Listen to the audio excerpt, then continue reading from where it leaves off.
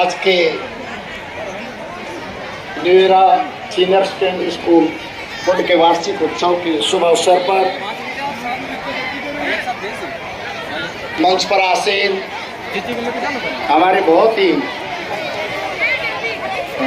ही आदरणीय श्री रमेश यादव जी, पूर्व में किसान आयोग के चेयरमैन, सम्मानित बुजुर्गों, नौजवान साथियों, न्यू एरा पब्लिक स्कूल के चेयरमैन श्री नरेंद्र जी, आदरणीय श्री सतीश जी, आदरणीय श्री मुकेश जी,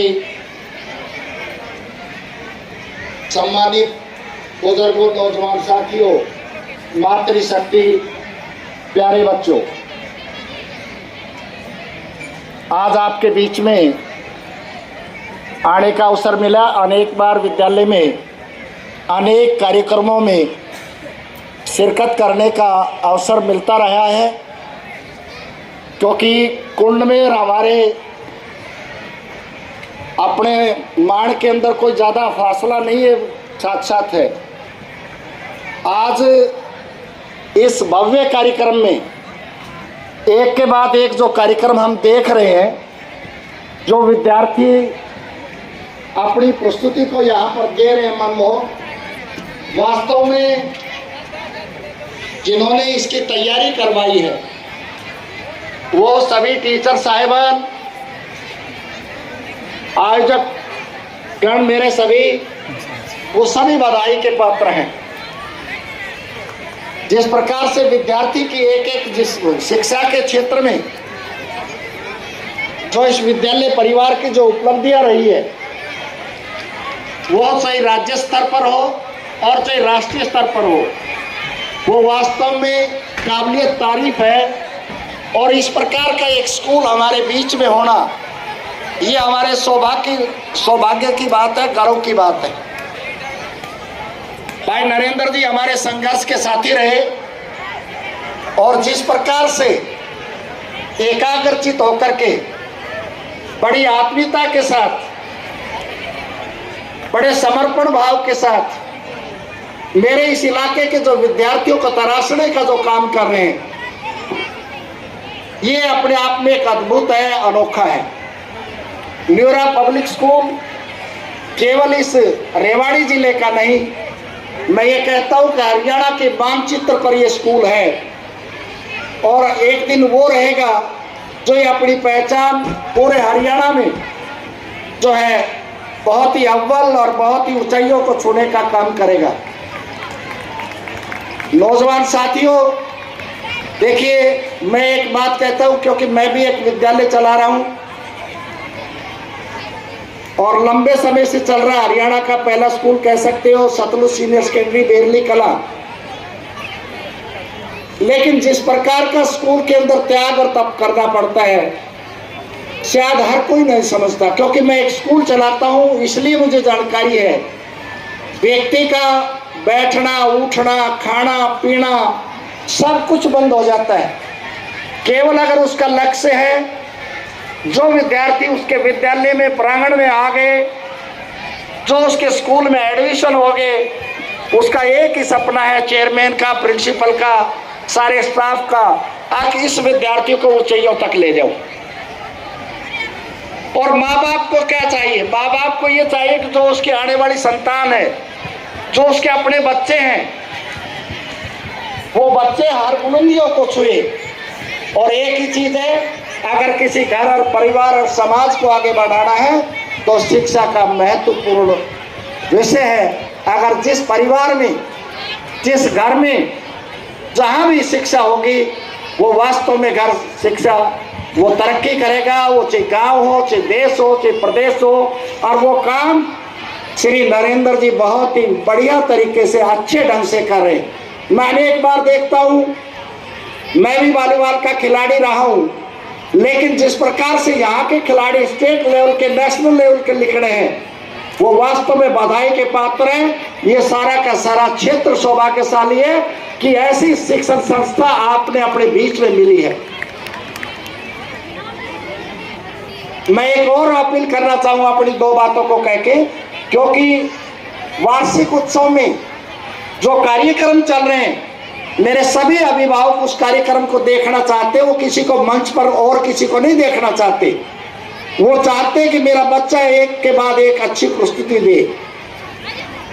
विद्यार्थी के और आपके बीच में मैं आ गया। मैं एक दो बात कह करके अपनी बात समाप्त करना चाहूँगा। मैं अपील करना चाहूँगा आप सब से, अभिभावकों से विशेष तौर से, कि आप जो वातावरण पिछले 15-20 साल से बदला है, जो अंकों की अंधी दौड़ चली है पेरेंट्स के दिमाग में, 98, 99, 97 से नीचे नहीं है। मैं आपसे प्रार्थना करना चाहूँगा कि आप अंकों के पीछे मत जाइए। आप बच्चे की प्रतिभा देखिए। अक्षर ज्ञान के साथ साथ उसका जो है शारीरिक और मानसिक विकास है क्या, खेलों में कहाँ पर है, कल्चर एक्टिविटीज जो आपके सामने आज हो रही है, इनमें आपके बच्चों ने भाग लिया कि नहीं लिया। आपका बच्चा एथलीट्स में है कि नहीं, वॉलीबॉल में है कि नहीं, कहीं बास्केटबॉल में है क्या, खो खो है, कबड्डी है, किसी न किसी गेम में आपका जो है ये रहना चाहिए कि मेरे बच्चा, मेरा बेटा कहीं ना कहीं खेल में हिस्सा ले। अगर उसको अच्छा जीवन दिलाना है, अगर हमारा अच्छी निरोगी काया रहेगी, हमारा स्वास्थ्य बढ़िया रहेगा, मैं कहता हूँ अक्षर ज्ञान उसको अपने आप समय पर मिल जाएगा। लेकिन जो अंधी दौड़ चली है 15-20 साल से, अब मेरे सभी बुजुर्ग यहाँ बैठे हैं, हम सब ने बच्चों का बचपना छीन लिया।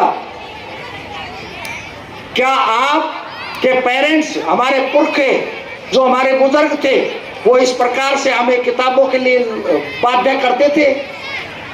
क्या वो बार बार कहते थे कि आप 3 घंटे, 4 घंटे, 5 घंटे स्टडी रूम में बैठिए? ये अंधी दौड़ है और इस अंधी दौड़ को रोकना पड़ेगा।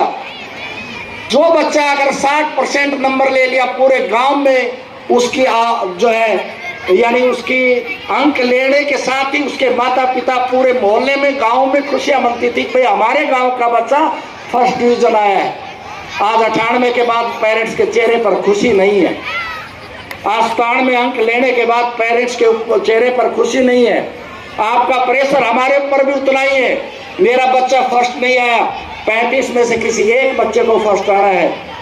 और नरेंद्र जी वो काम कर रहे हैं, शिक्षा के साथ साथ जो बच्चे का सर्वांगीण विकास हो, कल्चर एक्टिविटीज, अनेक एक्टिविटीज, सारी गतिविधियां स्कूल के अंदर, सभी स्पोर्ट्स की गतिविधियां, वो जो लेकर के चल रहे हैं, वो वास्तव में इस इलाके के लिए भलाई, आने वाले समय में यहाँ के बच्चे ऊंचाइयों को छुएंगे, निश्चित मैं कहता हूँ। आप सबका समय लिया, आप सबने हमें मान सम्मान दिया, मैं क्षमा चाहूँगा। कहीं अन्य कार्यक्रम था, मैंने नरेंद्र जी से माफ़ी भी मांगी इसके लिए, और आप सबने मेरी बात को सुना। मैं ध्यान से केवल एक ही मात्र कहना चाहूँगा, आओ, पेरेंट्स के पास लगभग 18 घंटे 17 घंटे बच्चा रहता है, हमारे पास स्कूल के अंदर 6 घंटा बच्चा रहता है, आपके पास 18। तो आप भी अपने दायित्व और जिम्मेवारियों को देखें। बच्चे का उठना, उसका बैठना, उसका खान पान, ये मोबाइल उसके हाथ में कितने दिन तक और कितने समय तक रहता है, उसकी चिंता भी आप करें। निश्चित तौर से आप जितना नरेंद्र जी को कोऑपरेट करेंगे, मैं आज कहता हूं कि ये बच्चे किसी भी क्षेत्र में कम नहीं रहेंगे। इन्हीं शब्दों के साथ आप सबको बहुत बहुत ढेर सारी बधाई। सतलुज विद्यालय परिवार की तरफ से आपको बधाई। मेरे हरियाणा प्राइवेट स्कूल एसोसिएशन प्रदेश से मैं आपको अपनी शुभकामना अर्पित करता हूं। इन्हीं शब्दों के साथ जय भारत, जय हिंदुस्तान। धन्यवाद। धन्यवाद सर, आपने इतने व्यस्तम समय में भी हमारे लिए समय निकाला, इसके लिए विद्यालय आपका धन्यवादी है। सर ने बताया कि ये विद्यालय क्षेत्र में अग्रणी रहेगा। सर, आप जैसे बुजुर्गों का यदि आशीर्वाद मिलता रहा हमारे विद्यार्थियों को, तो मैं कहता हूँ क्षेत्र में नहीं पूरे राज्य में अग्रणी रहेगा। क्योंकि हमने एक नई मुहिम इस साल चलाई है कि जो बच्चा सीकर कोटा जाकर के IIT, NDA, PMT इनकी तैयारियां करता था, वो तैयारियां हमने यहीं शुरू कर दी है। एक स्पेशल कोचिंग विंग बना दिया है, जिसमें 5वीं कक्षा से ही बच्चों को IIT, NDA इनकी तैयारियां करानी हमने शुरू कर दी है। अब मैं निवेदन करता हूं आजाद सिंह नांदा पूर्व पार्षद वो भी आए और हमारे विद्यार्थियों को शुभ आशीर्वाद दें।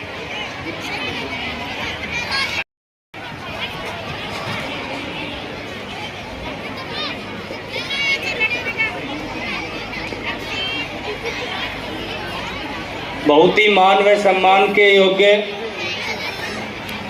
आज के इस कार्यक्रम के मुख्य अतिथि श्री रामपाल यादव जी, सतीश यादव जी, डॉक्टर संजय मेहरा जी, यहाँ पर मंच पर बैठे सभी आसपास से दूर दराज से आए हुए अतिथिगण, सरपंच साहब, अभिभावकगण व प्यारे बच्चों, सबसे पहले तो मैं नीविरा परिवार को सफल आयोजन की हार्दिक शुभकामनाएं देना चाहूँगा। इतनी बढ़िया प्रस्तुति, बच्चों में पढ़ाई के साथ साथ संस्कार दिखाई दिए। ग्रामीण आंचल का ये स्कूल हम उम्मीद ही नहीं, हम अग्रिम बधाई देना चाहेंगे कि आने वाले टाइम में दिन दुगनी रात चौगुनी उन्नति करेगा। आज श्री कृष्ण लीला हम सब ने देखी, हमारे टाइम के में आती थी जब तब देखते थे। अब शायद बच्चे नहीं देख पा रहे होंगे क्योंकि बच्चों के पास समय ही नहीं है। और कृष्ण लीला को कई तरह से पेश किया जा रहा है। आज व्हाट्सएप यूनिवर्सिटी चलती है, मोबाइल के आदी हो गए हम सभी आदी हो गए, मैं भी हो गया हूँ, आप भी हो गए होंगे। मोबाइल पे आधा अधूरा ज्ञान मिलता है, उसी को हम सच मान लेते हैं, ये हम भूल करते हैं। इस प्रकार के आयोजन स्कूलों में होंगे तो बच्चे वास्तविकता को पहचानेंगे। महाभारत सभी ने देखी थी, हमने भी देखी। उसमें दुर्योधन के पास पूरी नारायणी सेना थी, पांडवों के पास श्री कृष्ण जी थे। नारायणी सेना के साथ साथ गुरु द्रोण भी उनके साथ थे, भीष्म पिता भी उनके साथ थे, अश्वत्थामा भी उनके साथ थे। इतना आसान नहीं था उनको हराना, लेकिन श्री कृष्ण जी ने उस धर्म युद्ध में कुछ हमने देखी, कुछ चालाकियां भी की, क्योंकि किसी प्रकार से भी उनको नहीं हराया जा रहा था। युधिष्ठिर से झूठ बुलवाया गया कि अश्वत्थामा मारा गया, इसके लिए एक योजना बनाई, लेकिन युधिष्ठिर ने मना किया। फिर कृष्ण जी ने समझाया उसको कि आपने झूठ भी नहीं बोलनी। उन्होंने कहा था कि अश्वत्थामा मारा गया, नरो व कुंजरो। उन्होंने ये नहीं कहा। युधिष्ठिर से पूछा गया, गुरु द्रोण ने पूछा कि अश्वत्थामा मारा गया, तो युधिष्ठिर ने कहा कि अश्वत्थामा मारा गया, नरो व कुंजरो। जैसे ही वो इस तरह का बोलने लगा तभी शंख बज गया।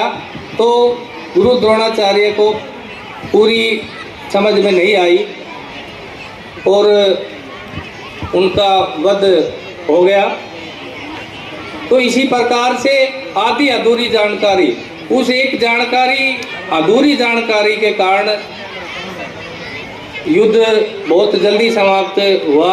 इतना आसान नहीं था क्योंकि उनके पास गुरु द्रोण था, बहुत बड़ा शिक्षक था उस जमाने का। तो मैं बच्चों से यही कहना चाहूँगा, पेरेंट्स से भी यही कहना चाहूँगा कि बच्चों को मोबाइल से दूर रखें। हम मोबाइल पे फालतू बातें देखते हैं। आजकल छोटे छोटे बच्चे रील बनाने लगे, रील देख रहे हैं तो रील ही देख रहे हैं, शॉर्ट्स देख रहे हैं तो शॉर्ट्स ही देख रहे हैं। तो इन चीज़ों से उन पे कुछ दो चार बातें अच्छी आती है, ज़्यादातर मोस्टली बातें तो आधारहीन होती है। मैं उन्हें पूरे नीवरा परिवार को इस सफल आयोजन की बधाई देना चाहूँगा और मुझे बोलने का मौका दिया, मेरा जो मान सम्मान किया, उसके लिए मैं तहे दिल से धन्यवाद करता हूँ। जय हिंद, जय भारत।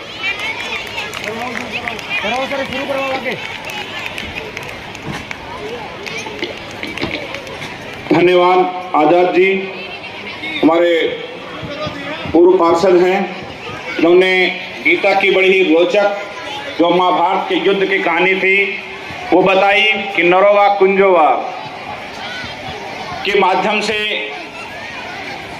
देखो, जब धर्म युद्ध होता है, युद्ध में कुछ ना कुछ ऐसे बातें होती है कि धर्म की जय हो। उसके लिए कृष्ण ने, जहां कृष्ण होगा, यत्र योगेश्वरो कृष्ण तत्र धनुर्धर पार्थो, जहां योगी वह कृष्ण होंगे वही विजय होगी। अब मैं नवीन जी से अनुरोध करूंगा कि वो आगे के कार्यक्रम को सुचारू रूप से। ये डॉक्टर वैशाली जो पीएचडी कर रही हैं जयपुर यूनिवर्सिटी से, हमारी पूर्व छात्राएं हैं और यहाँ पर अपना शोध कार्य पूरा करके हमारे विद्यार्थियों को पढ़ा भी रही है। डॉक्टर वैशाली, उनका भी स्वागत है।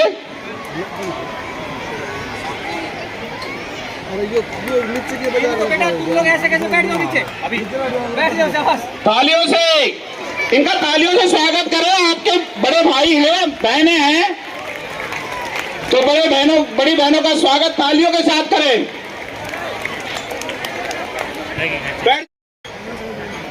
सब सबको